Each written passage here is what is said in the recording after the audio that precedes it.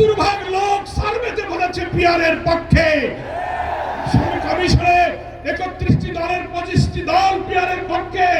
আপনারা বলছেন পিয়ার খায় না, মাথায় দেয়। আপনারা বলছেন যে দেশের লোকেরা ভোট ইভিএম বোঝে না, তারা পিয়ারও বোঝে না। কোন রাজনৈতিক ব্যক্তিত্ব সম্পন্ন লোকেরা বলতে পারে না।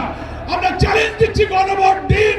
পিয়ার পক্ষে আছে কি বিপক্ষে আছে, জনগণ যদি পিয়ার মানে তো আপনাদেরকে মানতে হবে, আর জনগণ যদি বিপক্ষে যায় আমরা যে বাস্তবিকতা মেনে নেব।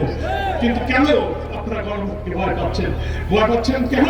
পিয়ারের মধ্য দিয়ে যদি সকলের অংশীদারিত্বের ভিত্তিতে বেশি শক্তি, কালো টাকা মুক্ত কোয়ালিটি পার্লামেন্ট হয়ে একটি সুন্দর সরকার গঠন হয়, তাহলে যারা কর্তৃত্ববাদী সরকার ব্রুট মেজরিটি নিয়ে আরেকটি ফ্যাসিবাদী হয়ে উঠতে পারবে না, তারাই পিয়ারকে ঠেকাতে চায়।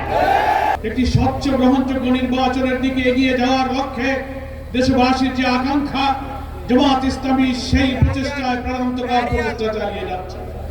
আমরা যেমন রাজপথে চেষ্টা চালাচ্ছি, ঐক্যমত্য কমিশনে আমরা চেষ্টা চালাচ্ছি, সরকারের সঙ্গে নীতি নির্ধারক যারা আছেন নির্বাচন কমিশনে সমমনা সমস্ত রাজনৈতিক দলের চতুর্মুখী প্রচেষ্টার মধ্য দিয়ে জামাত ইসলামী চায় একটি গ্রহণযোগ্য নির্বাচনের দিকে বাংলাদেশটা এগিয়ে যায়।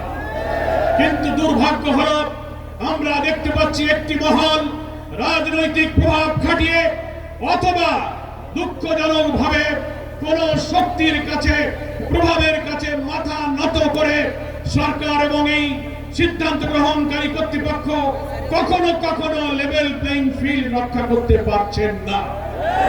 আমরা দাবি করেছি জুলাই সনদের আইনি ভিত্তি দিয়ে তার ভিত্তিতে আগামী নির্বাচন হতে হবে।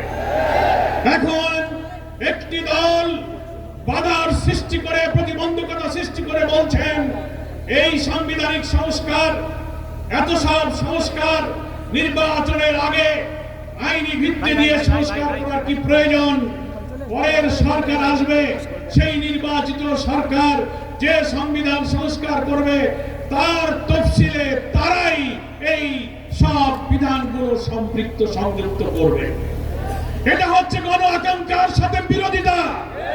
গত 5 আগস্ট প্রধান উপদেষ্টা জাতীয় সংসদের দক্ষিণ প্লাজায় যে জুলাই ডিক্লারেশন, জুলাই ঘোষণা পেশ করেছিলেন, আমরা লেভেল প্লেইং ফিল্ডের ক্ষেত্রে যে রক্ষা করা হয়নি, গোপনীয়তা রক্ষা করে জুলাই ঘোষণার মধ্যে একটি বিশেষ মহলের চিন্তায় এই জুলাই ঘোষণা ড্রাফট করে সেখানে গণ আকাঙ্ক্ষার বিপরীত অনেক কিছু সম্পৃক্ত করা হয়েছিল।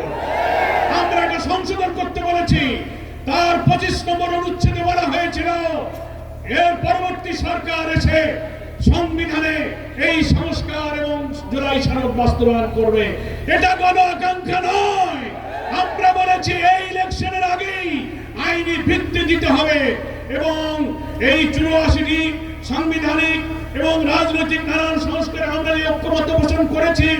আরো 20টির মধ্যে প্রায় 8টি নোট অফ ডিসেন্ট যারা দিয়েছেন, বাকি যে আমরা একমত হয়েছি এই সংস্কারের বিষয়গুলোকে জুলাই সনদে অন্তর্ভুক্ত করে এটাকে কনস্টিটিউশন ওয়ার্ডার, সংবিধান আদেশ দিয়ে এবং গণভোটের মাধ্যমে নির্বাচনের আগেই আইনি ভিত্তি দিতে হবে। জীবনের সাথে চলে high five, all time healthy life. নিশ্চিন্তে খান, স্বাস্থ্যকর অল টাইম পান। All time healthy life.